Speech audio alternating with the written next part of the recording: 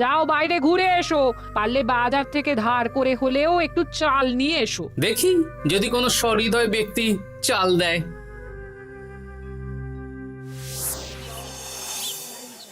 না গোপাল দাদা, বাজারের অবস্থা খুব খারাপ, আর আমি ধারে বিক্রি করছি না। আহা, আরে আমি কোনোদিন তোমার এক আনাও বাকি রেখেছি বলো? আমি বুঝতে পারছি গোপাল দাদা, কিন্তু আমিও নিরুপায়। গত মাসের বেতন এখনো পাইনি। মহারাজ অনির্দিষ্ট কালের জন্য রাজসভা বন্ধ রেখেছেন। বিশ্বাস করো, বেতন পেলেই তোমার ধার আমি মিটিয়ে দেব। এই সপ্তাহ খানেক আগে একই কথা বলে সেনাপতি ধারে 25 কেজি চাল নিয়ে গেছেন। এখন ওনার কোনোই পাত্তা নেই। কি যে করি, কাছের বন্ধু বলতে বিজ্ঞানী আর সভাকবি। দেখি ওদের বাড়িতে একবার ঢুঁ মেরে।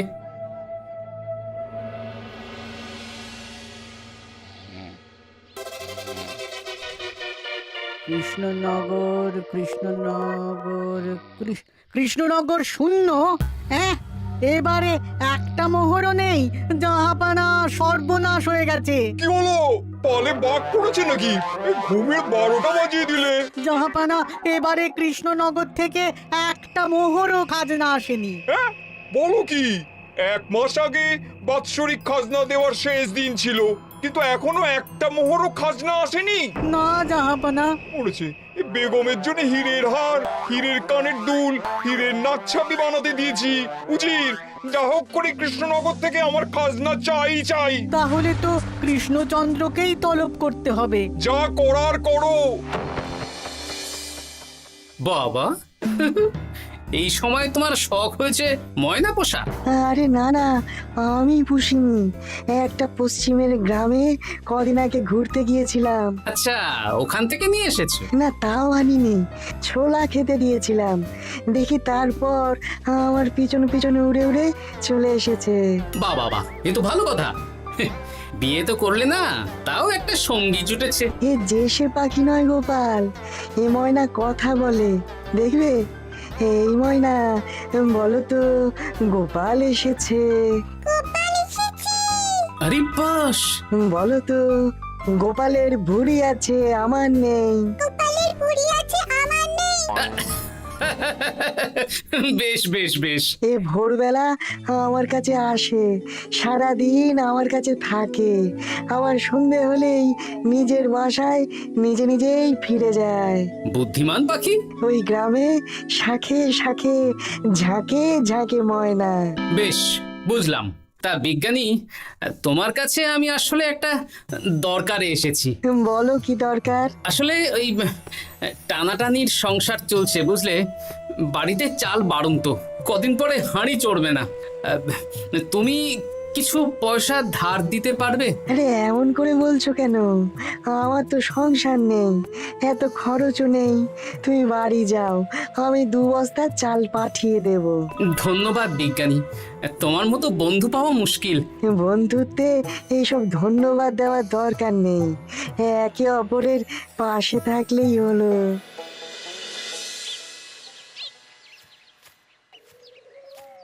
এ কি গো, খালি হাতে ঢুকছো যে?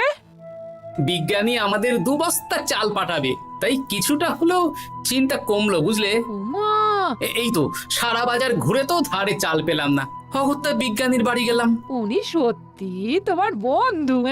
হ্যাঁ গিন্নি, জানি না কতদিন আমাদের রাজসভার সমস্যাটা চলবে। দেখি অন্য কোনো কাজে লাগতে হবে, বুঝলে।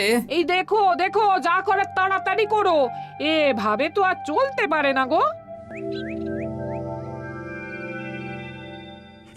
কি নবাব বাহাদুর আমাকে ডাকছেন? হ্যাঁ, জাহাপনা আপনার উপরে রেগে আছেন। অতি সত্বর আপনাকে দেখা করতে বলেছেন।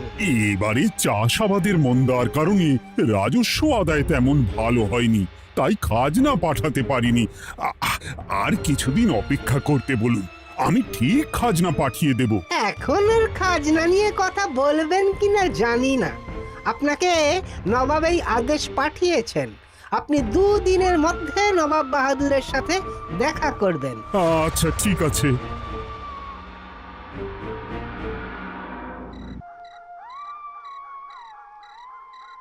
মহারাজ, এই বিপদের সময়ে আপনাকে একমাত্র একজনই সাহায্য করতে পারে।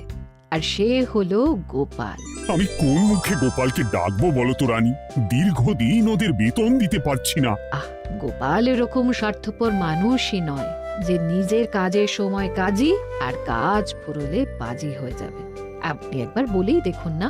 বেশ, তাহলে আগামীকাল সকালেই গোপালকে ডেকে পাঠাচ্ছি।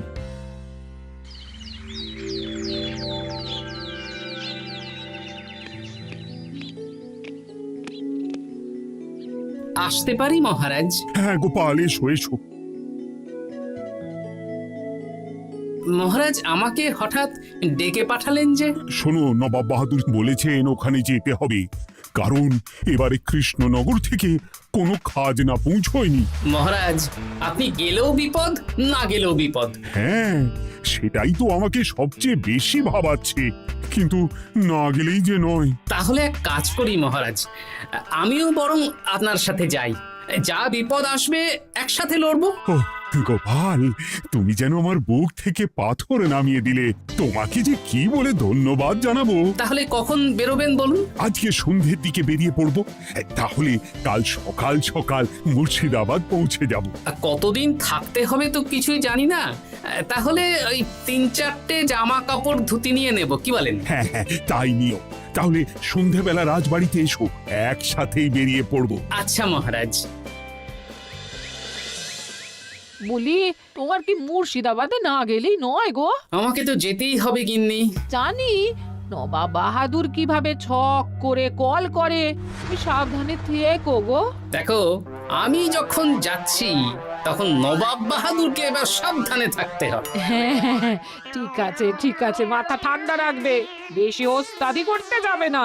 এমনিতেই আমাদের অবস্থা এখন ভালো নয়। আরে তুমি অতিরিক্ত চিন্তা করো না তো গিন্নি। জাহাপনা, কন্যাগুলো কবে আসবে? এখনো 2-3 দিন সময় লাগবে বেগম।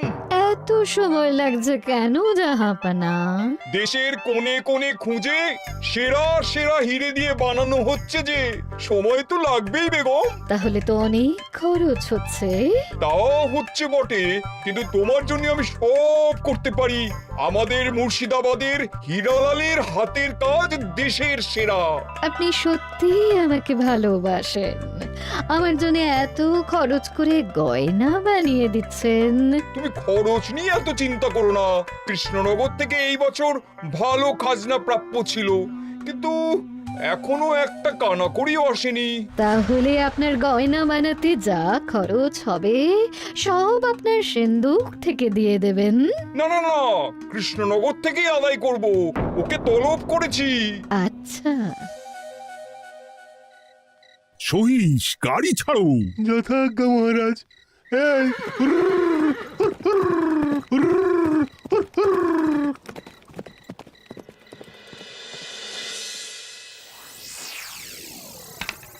এত রাতে আবার কে এলো রে বাবা? খুলছি।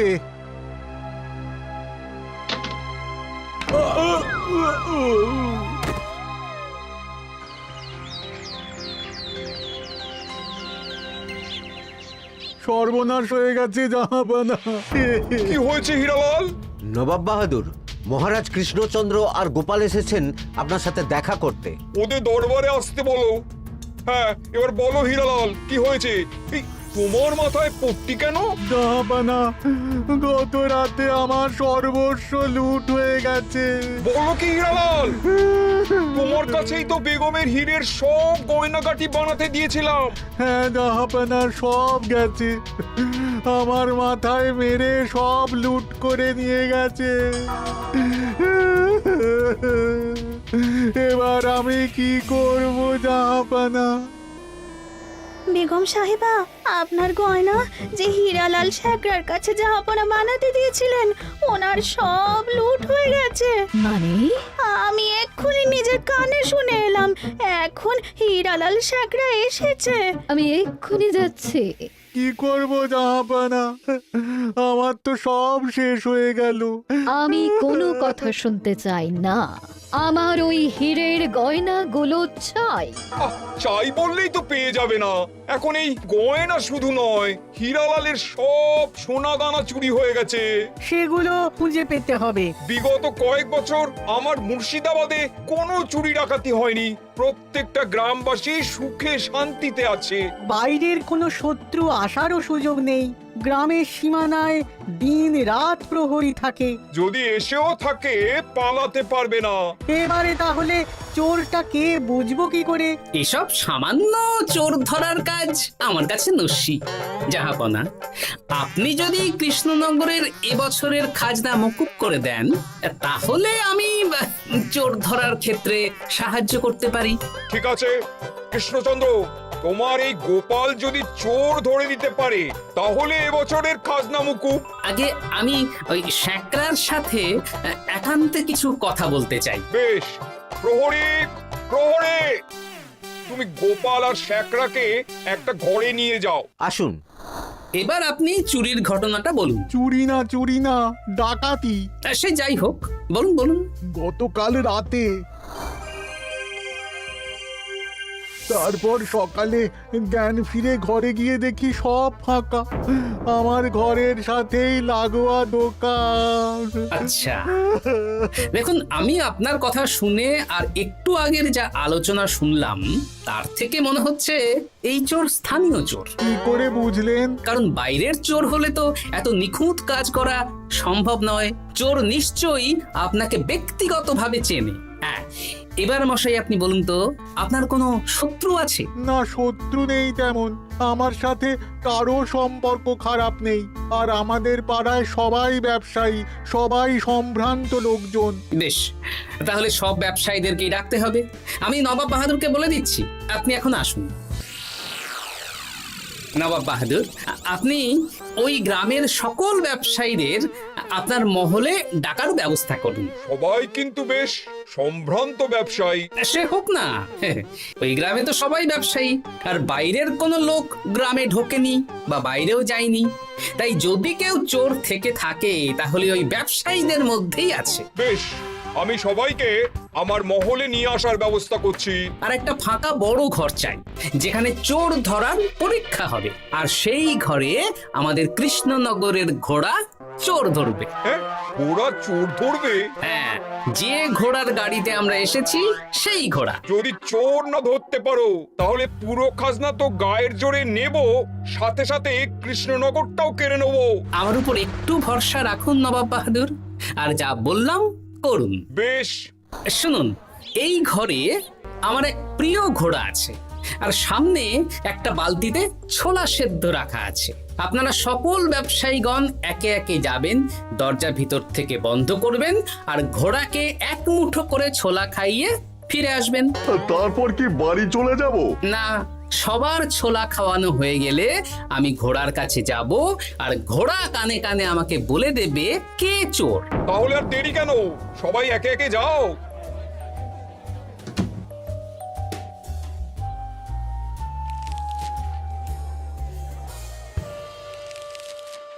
কি করি যদি ঘোড়া সত্যি সত্যি বুঝে যায়? ছোলা খাওয়াবোই না। ব্যাস, ছোলা খাওয়ানো হয়ে গেল। এবার গোপাল বলো তো কে চোর? দাঁড়ান, ঘোড়ার মুখের কথা শুনে আসি। আমি বলে দিচ্ছি জাহাপানা, গোপাল এসব মশকরা করছে, সব মশকরা। ঘোড়া বলে দিয়েছে কে চোর। বলো গোপাল, কে চোর? তার আগে সকল ব্যবসায়ীর হাত দেখে আমি পরীক্ষা করতে চাই। সে দেখো, কিন্তু বলো কে চোর? দেখি দেখি, না, দেখি আপনারটা। না, আপনিও না। না, আপনিও না। একি মশাই, চুরিটা তো আপনিই করেছেন, আপনিই চোর। কি উল্টো পাল্টা কথা বলছেন? আমি চুরি করিনি। হ্যাঁ, আপনিই চুরি করেছেন, তাই ভয়ে ঘোড়াকে ছোলা খাওয়াননি। কারণ আমি ছোলার মধ্যে রান্নার হলুদ গুঁড়ো মিশিয়ে রেখেছিলাম, তাই যারা যারা ঘোড়াকে ছোলা খাইয়েছেন সবার হাতেই হলুদ রং লেগে আছে। শুধু ওর হাতে নেই? ভাই, শেষে তুই, তোর মনে মনে এত হিংসা।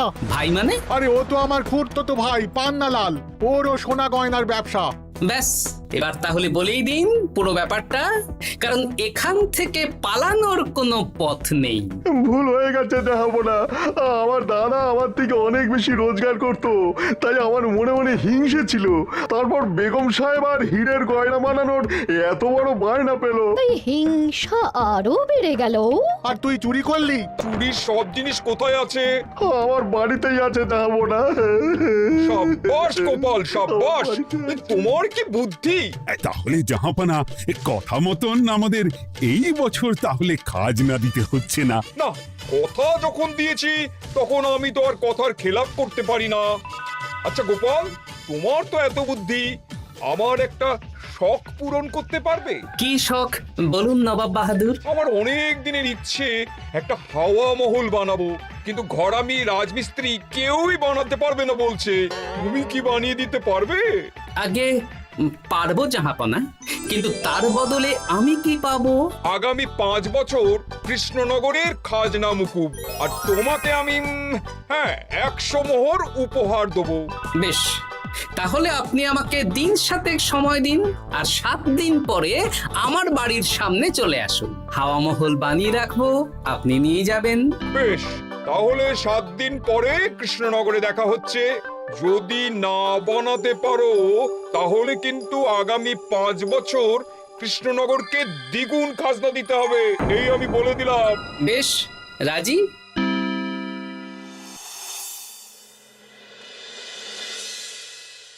বেশ তো বড় মুখ করে বলে দিলে হাওয়া মহল বানাবে। রাজি রাজি। এবার যদি না বানাতে পারো, সব তো উল্টে যাবে। আপনি চিন্তা করবেন না মহারাজ, নবাব বাহাদুর আমাকে প্যাঁচে ফেলতে চেয়েছেন, তাই আমিও ওনাকে ঘোর প্যাঁচ দেব।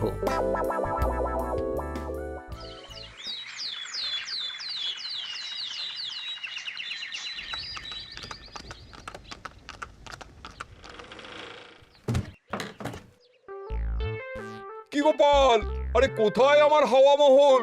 7 দিন হয়ে গেছে তো, তাই মহল দেখতে চলে এলাম। কাজ একদম শেষ পর্যায়ে, চলুন পশ্চিমের মাঠে চলুন।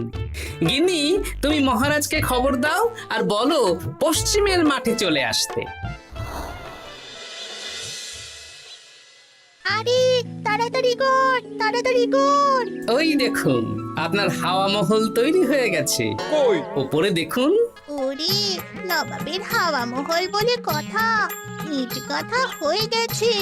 এবার রং কর, রং কর। হাওয়া মহল রং করছি তো, এত তাড়া দিস না। আরে তাড়াতাড়ি কর, তাড়াতাড়ি কর। আরে এসব আবার কি? ময়না পাখি হাওয়া মহল তৈরি করছে? হ্যাঁ, হাওয়া মহল তো, তাই হাওয়াতেই তৈরি হচ্ছে। হাওয়া তো আর চোখে দেখা যায় না, আমি তৈরি করিয়ে দিয়েছি। এবার জাহাপানা আপনি নিয়ে যান। হয়ে গেল, এবারেও গোপাল দাও মেরে দিল। মানে আমি কি করে? সে তো জানি না জাহাপনা, আপনি বলেছিলেন হাওয়া মহল বানিয়ে দিতে হবে, আর আমি আপনার আবদার পূরণ করেছি। এখন আগামী 5 বছর আমরা খাজনা মুক্ত। সাব্বাস গোপাল। ওরে, রংটা ভালো করে কর, ভালো করে কর। নবাবের হাওয়া মহল। গোপাল, তুমি সত্যিই বুদ্ধিমান, তোমার বুদ্ধির জবাব নেই। শোনো, আগামী 5 বছর কৃষ্ণনগরের খাজনা মুকুব, আর এই নাও তোমার 100 মোহর উপহার। এবার বলো, তুমি এই অসম্ভবকে সম্ভব করলে কি করে? আমি বুঝতেই পেরেছিলাম, আপনার মুর্শিদাবাদের চোর ধরার পরে আপনি আমাকে যখন হাওয়া মহল বানাতে বললেন, তখন নিশ্চয়ই কোনো উদ্দেশ্য আছে। কারণ আপনি তো মন থেকে চাননি যে খাজনা না দিয়ে আমরা মুক্তি পাই। তাই গোপাল এই চালটা চাললো। যদিও আমি গোপালকে একটু সাহায্য করেছি। কিরকম সাহায্য? কদিন আগে আমি বিজ্ঞানীর ঘরে গিয়ে দেখি একটা ময়না হুবহু মানুষের মতন কথা বলছে, আর বিজ্ঞানী বলল এরকম অনেক ময়না পাখি আছে। ব্যাস, এই 1 সপ্তাহ ধরে আমি ময়নাগুলোকে বিভিন্ন বুলি শেখালাম, আর ওরা সেগুলোই বলে চলেছে। নয়, হ্যাঁ। ওরে, রংটা ভালো করে কর, ভালো করে কর।